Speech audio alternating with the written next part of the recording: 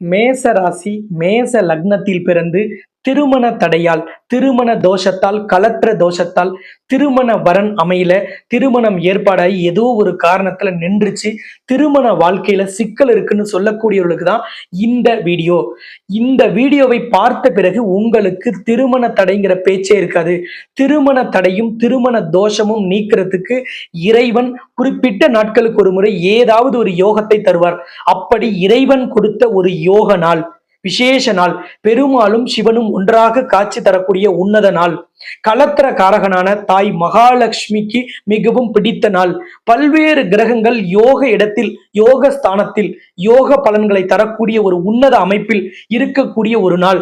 அந்த நாளில் ஒரு பரிகாரம்னு சொல்ல போறேன். அந்த பரிகாரம் திருமண தடைக்கான கடைசி பரிகாரம். இதுவரைக்கும் லட்சம் பேருக்கு மேல திருமண தடையை நீக்கி நல்ல ஒரு இல்வாழ்க்கையை பெற்று சீரும் சிறப்புமாக வாழ்றாங்க. அப்படிப்பட்ட ஒரு உன்னதமான பரிகாரம். இந்த பரிகாரம் நான் சொன்னதல்ல, இறைவனை திருமணம் செய்து கொள்ள இறைவன் செய்த பரிகாரம். கடவுள் நமக்கு சொன்ன பரிகாரத்தை அப்படியே செய்ய போறோம். அந்த பரிகாரம் என்ன, எப்படி செய்யணும், யோக நாள் என்ன, என்ன கிரக அமைப்புகள் இதுக்கு சப்போர்ட் பண்ணுது, இப்படி ஒரு விசேஷ நாள் இன்னொரு முறை வருமா அப்படிங்கிற எல்லாவற்றையும் பார்க்க போறோம். இதுதான் இந்த திருமண தடைக்கான கடைசி பரிகாரம். இது 100% தீர்வை தரக்கூடியது. தோஷம் இருக்கு, வரன் பார்க்கறதுல வெறுப்பாயிடுச்சு, வாழ்க்கையில பாதி நேரம் போயிடுச்சு, மனவேதனை, மன இறுக்கம், கல்யாணம் நடந்தா நடக்கட்டும் நடக்காட்டி போகட்டும்னு சொல்ற அளவுக்கு விரக்தியில் இருக்கவங்களுக்கு இதுதான் கடைசி பரிகாரம். மேச ராசிக்கு 2ஆம் இடம் தான் குடும்பஸ்தானம், அதாவது ரிஷப ராசி. இந்த குடும்பஸ்தானத்துல குரு பகவான் அமர்ந்திருக்கிற ஒரு விசேஷம். அதாவது கலத்திர காரகன் தான் சுக்கிரன், அவரோட வீடு தான் ரிஷபராசி. உங்களுக்கு குடும்பஸ்தானமும் அதுதான். அப்ப குடும்பம் அமையக்கூடிய குடும்பஸ்தானத்துல கலத்திர காரகன் வீட்டுல குரு பகவான் அமர்ந்திருக்கிறார். அவர் தான் மாங்கல்யத்தை குறிக்கக்கூடியவர். ஒரு வீட்டில் சுப நிகழ்ச்சிகள் நடத்துவதற்கு குருவின் பார்வை அவசியம், குருவின் பலன் அவசியம். அதனாலதான் வரன் பார்க்கும்போது குரு பார்வை இருக்கா, குரு பலன் வந்துருச்சா, வியாழ நோக்கு ஏற்பட்டு விட்டதான்னு நம்ம சொல்றோம். அப்படிப்பட்ட குரு கலத்திர காரகனான சுக்கிரனின் வீட்டிலும் குடும்பஸ்தானத்திலும் அமர்ந்திருக்கிறார். முயற்சி ஸ்தானத்தில் சந்திரன் முயற்சி ஸ்தானத்தில் இருக்கும் பொழுது செய்யும் முயற்சிகள் வெற்றியடையும். 4ஆம் இடத்தில், அதாவது கடக ராசியில் செவ்வாய் குருவின் நட்சத்திரமான புனர்பூச நட்சத்திரத்தில் அமர்ந்திருப்பார். குருவின் நட்சத்திரத்தில் செவ்வாய் அமர்ந்திருக்கும் அந்த யோகத்திற்கு பெயர் குரு மங்கள யோகம். பெயர்லயே எல்லாம் வந்தாச்சு, குரு மங்கள யோகம். அப்ப திருமண தடை நீக்கிறதுக்கு இது ஒரு உன்னத யோக அமைப்பு. அடுத்தது திருமண தோஷத்துல பெரிய அளவுல பங்கு பெறக்கூடிய கிரகம் கேது. அந்த கிரகம் சூரியனின் நட்சத்திரமான உத்தர நட்சத்திரத்தில் அமர்ந்திருக்கும். அதே போல சூரியன் தன் சொந்த நட்சத்திரமான உத்திராட நட்சத்திரத்தில் வலிமையோடு அமர்ந்திருப்பார். கலத்திர காரகனான சுக்கிரன் உங்கள் ராசிக்கு 11ஆம் இடமான ஆசை நிறைவேறும் இடத்தில் அமர்ந்திருக்கிறார். அதாவது கும்பராசியில் கலத்திர காரகனான சுக்கிரன், குடும்பஸ்தானாதிபதியான சுக்கிரன் அமர்ந்திருப்பது இன்னும் விசேஷம். அதுலயும் குறிப்பா நான் சொல்லக்கூடிய அந்த நாள்ல சுக்கிரன் சதய நட்சத்திரத்தில் அமர்ந்திருப்பார். சதய நட்சத்திரம் ராகுவின் நட்சத்திரம். அப்ப ராகு கேது தோஷத்தை நீக்கிறதுக்கு ராகுவின் நட்சத்திரத்தில் கலத்திரக்காரகன் சுக்கிரனும், சூரியன் நட்சத்திரத்தில் கேதுவும். இந்த சூரிய நட்சத்திரத்துல கேது இருக்கிறதும், இந்த கலத்திரக்காரகன் ராகுவின் நட்சத்திரத்தில் இருப்பதும், சூரியன் தன் சொந்த நட்சத்திரத்தில் இருப்பதும் ஏன் விசேஷம்னா, நான் சொல்லக்கூடியது மார்கழி மாதம் வரக்கூடிய பௌர்ணமி நாள். அன்னைக்குதான் ஆருத்ரா தரிசன நாள். மரகத நடராஜருக்கு மரகத லிங்கத்திற்கு குறிப்பிட்ட சில கோவில்களில் அபிஷேகம் செய்வார்கள். இந்த மரகத லிங்கத்துக்கு ஏன் அவ்வளவு சிறப்பு அப்படின்னா, மரகதம் என்பது புதனின் ராசிக்கல், புதனின் அதிபதி தான் பெருமாள். அப்ப புதனுக்கு பிடித்த மரகத கல்லால் ஆன சிவலிங்கம் அன்னைக்கு வழிபாட்டுக்கு வைக்கப்படும், அன்னைக்கு தரிசனத்திற்கு நமக்கு காண்பிக்கப்படும். அப்ப பெருமாளின் ராசிக்கல்லில் சிவலிங்கமாக சிவன் காட்சி தருகிறார். இததான் நம்ம எப்படி எடுத்துக்கணும்னா, ஹரியும் சிவனும் ஒண்ணு அப்படிங்கிறத இந்த இடத்துக்கு நீங்க பொருத்தி பார்க்கலாம். ஏன்னா பெருமாளுக்கு உகந்த மரகத கல்லால் சிவன் சிவலிங்க வடிவில் காட்சி தருகிறார். அதனாலதான் அவ்வளவு விசேஷம். மேலும் ஒரு விசேஷம், திருவாதிரை நட்சத்திரம் அன்னைக்கு. திருவாதிரை நட்சத்திரம்னாலே நடராஜரின் நட்சத்திரம். திருவாதிரை அப்படின்னாலே ஆதிரை அப்படிங்கிறதோட திரு இணைந்தது. 27 நட்சத்திரத்தில் 2 நட்சத்திரத்துக்கு தான் திருங்கிற அடைமொழி உண்டு. ஒன்னு திருவாதிரை, இன்னொன்னு திருவோணம். திருவாதிரைங்கிறது நடராஜர நட்சத்திரம், திருவோணம் என்பது பெருமாளின் நட்சத்திரம்.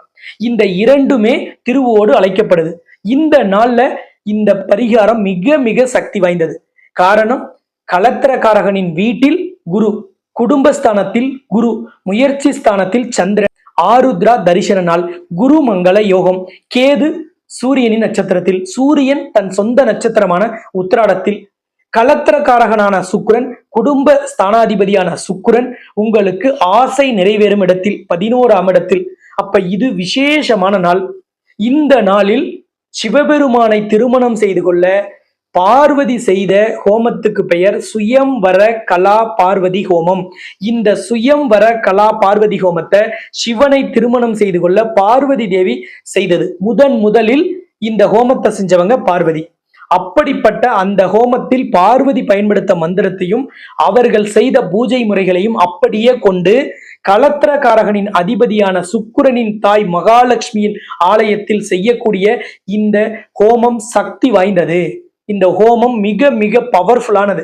1,00,000 பேருக்கு மேல பலன் பெற்ற இந்த ஹோமம் வர மார்கழி பௌர்ணமி ஜனவரி 13ஆம் தேதி வருது. அன்னைக்கு ஆருத்ரா தரிசன நாள்.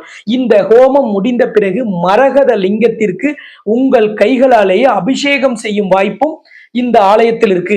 இது எங்க நடைபெறுதுன்னா, உலகின் முதல் அஷ்டலட்சுமி நவகிரக திருக்கோவில் சேலம் மாவட்டத்துல தலைவாசல் இருக்கு. சேலத்துல இருந்து கள்ளக்குறிச்சி போற வழியில 70 கிலோமீட்டர்லையும், கள்ளக்குறிச்சியில இருந்து சேலம் போற வழியில 30 கிலோமீட்டர்லையும் இந்த ஆலயம் அமைந்திருக்கு. இந்த ஆலயத்துல கருவறையில் மகாலட்சுமி அஷ்டலட்சுமியாகவும், தன்னுடைய கிரீடத்தில் சிவலிங்கத்தை இயற்கையாகவும், தனக்கு பின்புறத்தில் நவ கிரகங்களையும் தாங்கி காட்சி தருகிறார். அதாவது மகாலட்சுமியும் சிவனும் நவ கிரகங்களும் ஒன்றாக ஒரே விக்கிரகத்தில் காட்சி தரக்கூடிய ஒரு உன்னதமான திருக்கோவில். இங்கே நவ கிரகத்தை கட்டுப்படுத்தக்கூடியவர் சிவபெருமான். அவர் சிவலிங்கமாக இருக்கிறார். நவ கிரகங்களோட தோஷத்தால் திருமண தடையை நீக்க கலத்திரக்காரகனான மகாலட்சுமி இங்கே நவ கிரகங்களை கட்டுப்படுத்தி அமர்ந்திருக்கிறார். அப்படிப்பட்ட அந்த விக்கிரகத்திற்கு நேரெதிரில் யாக குண்டம் அமைத்து இந்த ஹோமம் நடைபெறுகிறது. இந்த ஹோமம் நடைபெற்ற பிறகு உங்களோட ஜாதகத்தை ஹோமத்திலும் வச்சு மகாலட்சுமியிடமும் சிவபெருமானிடமும் வைத்து நவகிரக தோஷ நிவர்த்திக்கு பூஜை செய்து வழங்கப்படும். அதன் பிறகு நீங்க மரகத லிங்கத்திற்கு உங்கள் திருக்கரங்களாலேயே அபிஷேகம் செய்யலாம். இந்த ஹோமத்தில் கலந்து கொள்வதற்கு முன்பதிவு செய்தவர்களுக்கு மட்டுமே அனுமதி உண்டு. முன்பதிவு செய்யறதுக்கு ஸ்கிரீன்ல தெரிகிற நம்பரை கான்டாக்ட் பண்ணி முன்பதிவு செய்யணும். குறிப்பிட்ட நபர்களுக்கு மேல நம்மளால அங்கே அமர வைக்க முடியாதுங்கிறதுனால நீங்க கட்டாயமாக உடனே முன்பதிவு பண்ணிடுங்க. ஏற்கனவே நம்ம முன்பதிவை தொடங்கிட்டோம். வேகமாக முன்பதிவு நடைபெற்றுக்கிட்டு இருக்கு. அதனால கடைசி நேரத்துல நமக்கு கிடைக்கலையேன்னு நினைக்காம இப்பவே முன்பதிவு பண்ணிடுங்க. கோவிலுக்கு எப்படி வரணும், என்ன மாதிரியான ட்ரெஸ் கோட் இருக்கு, நீங்க ஹோமத்துக்கு வரும்போது ஒரிஜினல் ஜாதகம் எடுத்துட்டு வரணும், வேற ஏதாவது வாங்கிட்டு வரணுமா, எல்லாமே ஸ்கிரீன்ல தெரிகிற நம்பரை நீங்க கான்டாக்ட் பண்ணினா உங்களுக்கு வழிகாட்டுவாங்க. பஸ்ல வரணும்னா எப்படி, ட்ரெயின்ல எப்படி, கோவிலோட லொகேஷன் எங்க இருக்கு, எல்லாமே உங்களுக்கு டீட்டெயிலா அவங்க உங்களுக்கு சொல்லுவாங்க. நீங்க ஸ்கிரீன்ல தெரிகிற நம்பரை கான்டாக்ட் பண்ணுங்க. இந்த ஹோமத்தை நானே முன்னின்று தலைமையேற்று நடத்தி வைப்பதால் அன்னைக்கு நம்ம எல்லோருமே நேரில் சந்திக்கலாம். அன்னைக்கு மரகத லிங்கத்திற்கான ஆருத்ரா தரிசனத்தையும் நம்ம செய்வோம். ஆருத்ரா தரிசன நாளில் பெருமாளையும் சிவனையும் ஒன்றாக வழிபாடு செய்வோம். நவகிரக தோஷத்தை நிவர்த்தி செய்து கொள்வோம்.